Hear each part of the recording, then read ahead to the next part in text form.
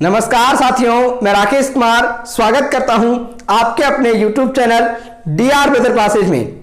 साथियों, आप सभी रीट 2020 में अध्यापक बनना चाहते हैं, लेकिन आपके मन में कई सारे सवाल उठ रहे हैं कि हमें रीट 2020 की तैयारी कैसे करनी चाहिए, क्या पढ़ना चाहिए, कितना पढ़ना चाहिए, और इन सब के बाद आपकी तैयारी करने की जो रणनीति है वो कैसी होनी चाहिए, जिससे कि आप सभी सफलता प्राप्त कर सके।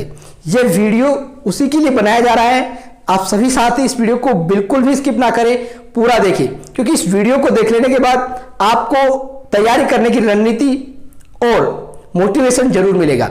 तो साथियों, हम शुरुआत करते हैं कि सबसे पहले किसी भी परीक्षा की तैयारी करने के लिए हमें क्या आवश्यक है। आपने सुना होगा, किसी भी युद्ध को लड़ने से पहले उसकी रणनीति अर्थात बना लेनी चाहिए, अर्थात हमें हथियारों की भी आवश्यकता होती है। उसी प्रकार इस एग्जाम रूपी युद्ध में हमें सफलता पाने के लिए आपको सबसे पहले उस परीक्षा के पैटर्न की जानकारी होनी चाहिए, पैटर्न और पाठ्यक्रम की जानकारी होनी चाहिए। और आप सभी साथी इस बात को लेकर चिंतित हैं, इस भ्रांति में हैं कि पाठ्यक्रम क्या होगा।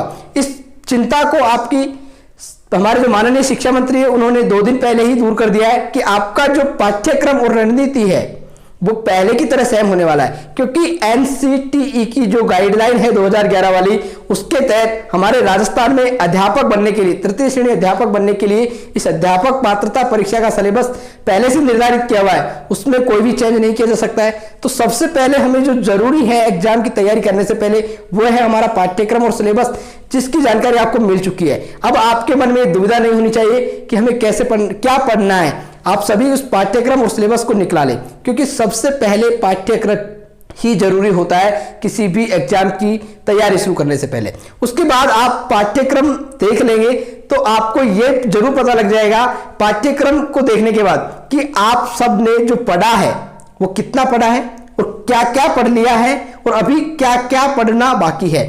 इन सब के बारे में अगर आप पाठ्यक्रम का एनालिसिस करेंगे तो आपको पता लगेगा। उसके बाद पाठ्यक्रम देख लेने के बाद आपको क्या करना है, हमारे जो पिछले 4 पेपर हुए हैं रीट के, आरटेट के, उन सभी का एनालिसिस करना है, विश्लेषण करना है, क्योंकि उन पेपरों को देख लेने के बाद आपको यह पता लग जाएगा कि परीक्षक हमसे क्या चाहता है, क्या पूछना चाहता है, और यह पता लगेगा कि प्रश्नों की प्रकृति कैसी होती है, प्रश्न किस प्रकार के पूछे जा रहे हैं। क्योंकि इस प्रकार से अगर आप पेपर एनालिसिस करेंगे तो आपको ये सवालों के जवाब मिलेंगे कि किस टॉपिक से, किस विषय के किस टॉपिक से आपसे सवाल पूछे जा रहे हैं, किस चैप्टर से ज्यादा सवाल पूछे जा रहे हैं, किस चैप्टर से कम सवाल पूछे जा रहे हैं और किस चैप्टर से लगातार सवाल पूछे जा रहे हैं। अगर आप इन सभी को देखते हैं, इन सभी को समझते हैं, तो आपको यह आसानी से पता लग जाएगा कि हमें रणनीति कैसे बनानी चाहिए, क्या पढ़ना है और कितना पढ़ना है। इन सब के बारे में आप आसानी से पता लगा पाएंगे। उसके बाद हमारा जो टॉपिक है अगला, प्रश्न पत्र विश्लेषण कर लेने के बाद कि क्या पढ़ें। आप सभी, ये नहीं है कि नए विद्यार्थी है, आप सभी को रीट के पैटर्न के बारे में अच्छे से जानकारी है, लेकिन फिर भी मैं आपको बता देता हूं कुछ समझाने के लिए कि आपसे एग्जाम में लेवल 1 और लेवल 2 दो स्तर के लिए एग्जाम होता है। लेवल 1 प्राथमिक शिक्षकों के लिए और लेवल 2 उच्च प्राथमिक शिक्षकों के लिए। आपसे लेवल 1 और लेवल 2 दोनों में 150 प्रश्न पूछे जाने हैं। उसमें शुरू के जो 3 पार्ट है वो सेम होते हैं। उसके बाद लेवल फर्स्ट में आपसे 30 प्रश्न गणित के और 30 प्रश्न ईवीएस के पूछे जाने हैं। और आगे जाकर आपको एसएसटी लेवल 2 में एसएसटी या मैथ साइंस में से 60 प्रश्न दोनों के आपको देखने को मिलेंगे। अगर एसएसटी होगी तो आपको एसएसटी के और मैथ साइंस को लेकर 60%। आप सभी ने अगर पेपर विश्लेषण और पाठ्यक्रम किया तो आपका यह पॉइंट क्लियर हो जाता है कि आपको क्या पढ़ें, आपको क्या पढ़ना है, इसके बारे में जानकारी मिल जाएगी। क्योंकि आपको पढ़ना कैसे है, अब सबसे बड़ा सवाल यह आता है कि हमें पढ़ना कैसे है।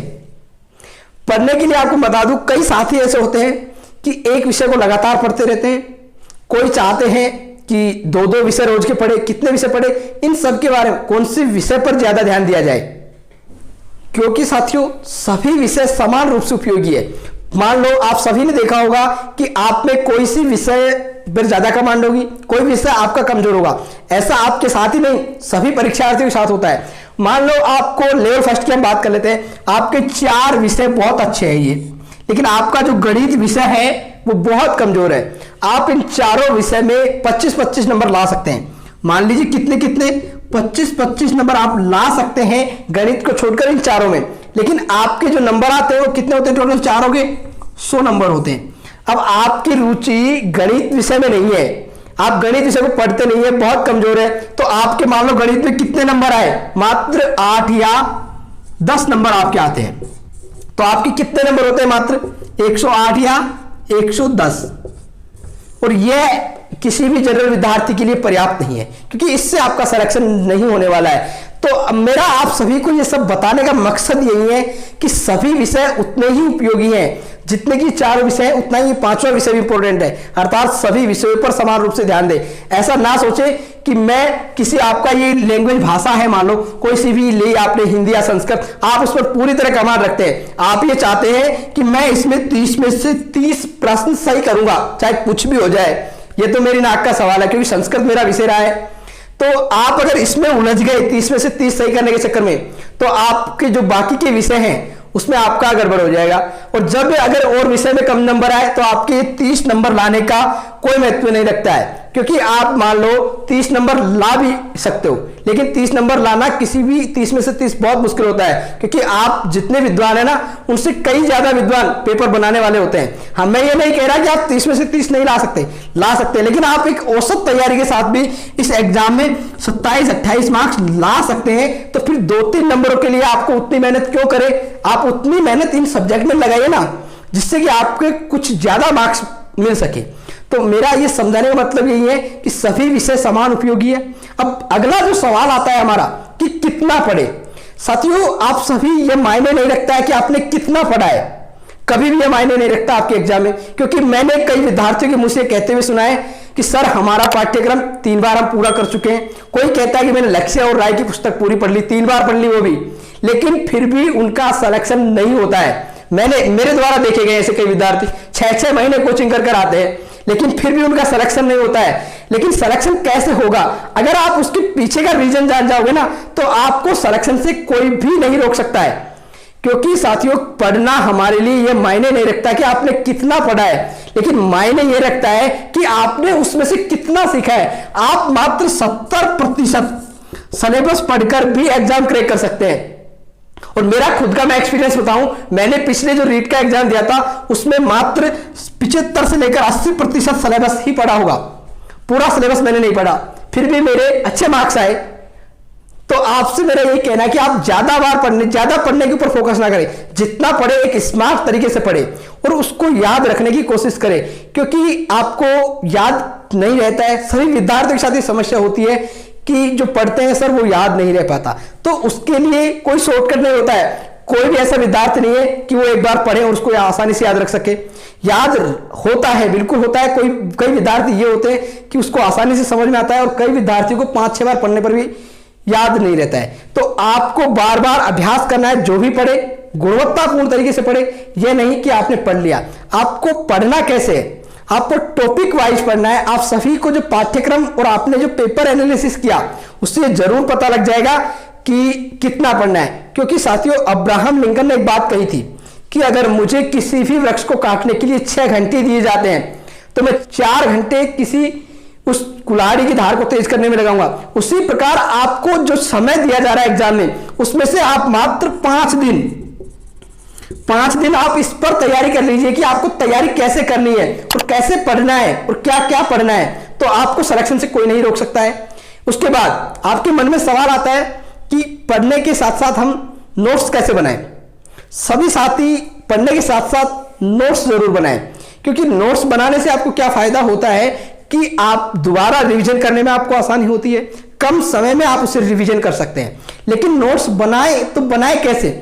सबके मन में सवाल होता है कि बनाए कैसे। कई साथी तो ऐसे होते हैं, किसी दूसरे के नोट्स लिए और पढ़ने लग जाते हैं कि यार भाई तेरे नोट्स दे दे मैं पढ़ लेता हूं, या फिर किसी कोचिंग के नोट्स खरीदने लग जाएंगे। तो साथियों, आपको ऐसा नहीं करना है, क्योंकि कोई भी व्यक्ति नोट्स बनाता है तो अपने अकॉर्डिंग नोट्स बनाता है, न कि आपके अकॉर्डिंग। क्योंकि वह उस तरह से नोट्स बनाएगा कि उसे क्या याद रह रहा है, उसके लिए क्या कठिन चीज है। जबकि आप अपने अनुसार नोट्स बनाएं तो सबसे बेस्ट नोट्स जो होते हैं वो खुद के द्वारा बनाए गए होते हैं। आपको नोट्स बनाने कैसे? नोट्स बिल्कुल साफ सुथरे बनाने हैं। उसमें आसान भाषा का प्रयोग करें, क्योंकि जब बाद में आप पढ़े रिवीजन करें तो आपको आसानी से समझ में आ जाएगा कि आपने ये क्या लिखा है और किस लिए लिखा है। और नोट्स फर्स्ट रीडिंग में ना बनाएं, क्योंकि फर्स्ट रीडिंग में अगर आप नोट्स बनाओगे तो आप पूरी किताब छाप दोगे, पूरी जो लाइनें होती है जो भी आप पढ़ोगे वो सब आपको इंपॉर्टेंट लगेगा और आप वो सब उतारेंगे, जिससे नोट्स और बुक्स में कोई अंतर नहीं रह जाएगा और आपको रिवीजन करने में बहुत दिक्कत होगी।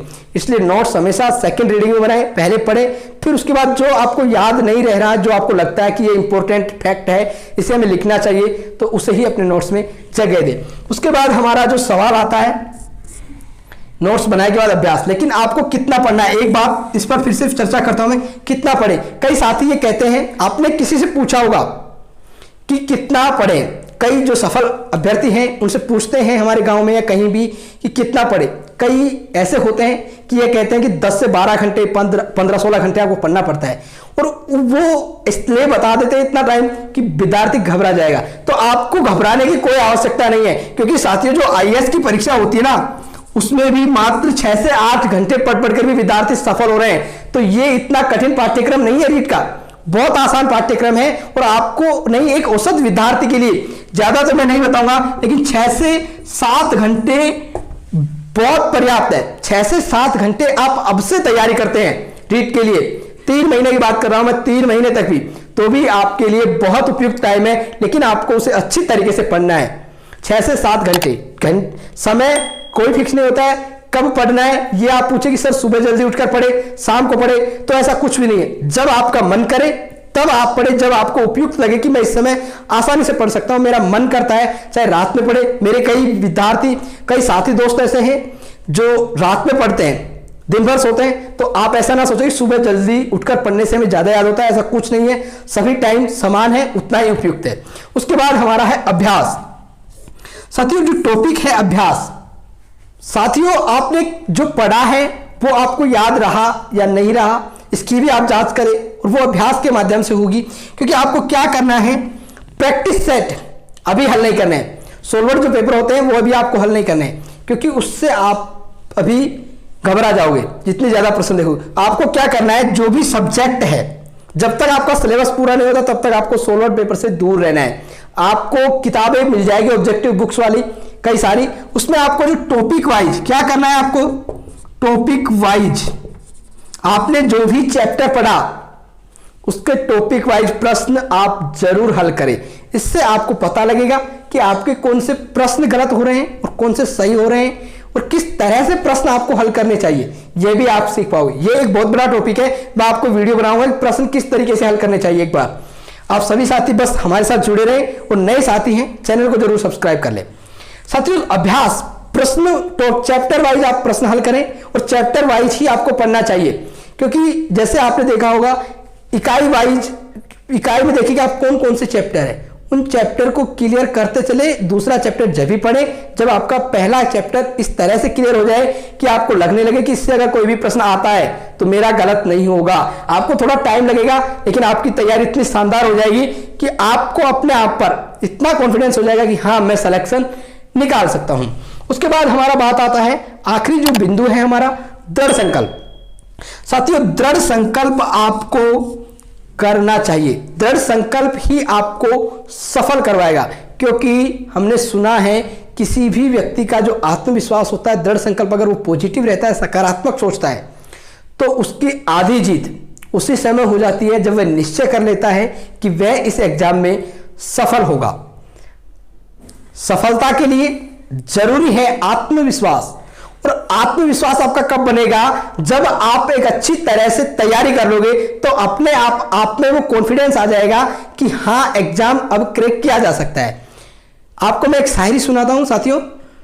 डर मुझे भी लगा फासला देखकर, डर मुझे भी लगा फासला देखकर, पर मैं बढ़ता गया रास्ता देखकर, पर मैं बढ़ता गया रास्ता देखकर, खुद ब खुद मेरे नजदीक आती गई मेरी मंजिल, खुद ब खुद मेरे नजदीक आती गई मेरी मंजिल, मेरा हौसला देखकर, मेरा हौसला देखकर। तो मित्रों आपसे मैं यही कहूंगा कि आप अपना हौसला बनाए रखें, पॉजिटिव सकारात्मक सोच आप बनाए रखें। क्योंकि साथियों किसी भी एग्जाम में सक्सेस के लिए हमें सबसे जरूरी जो इंपॉर्टेंट बात है वो यही है कि good planning plus positive attitude. अगर आप एक अच्छी रणनीति बनाते हैं और सकारात्मक सोच रखते हैं तो आप एग्जाम में जरूर सफल होंगे। आप सभी को हमारा ये वीडियो, ये रणनीति कैसी लगी एक बार कमेंट बॉक्स में कमेंट करके जरूर बताइएगा। और आप सभी साथियों का प्यार हमारे साथ ऐसे ही बना रहे। आप सभी साथियों से मेरा निवेदन है कि अगर आप हमारे चैनल पर नए हैं या फिर पहली बार हमारे इस वीडियो को देख रहे हैं तो आप सभी साथी हमारे इस चैनल को सब्सक्राइब करें और साथ में वीडियो को लाइक करना जरूर ना भूलें तथा अपने सभी साथी दोस्तों तक वीडियो को शेयर जरूर करें, जिससे कि यह वीडियो सभी रीट की तैयारी करने वाले परीक्षार्थियों तक पहुंच सके। धन्यवाद साथियों, आप सभी का मिलते रहेंगे फिर से अगली कक्षाओं में। धन्यवाद।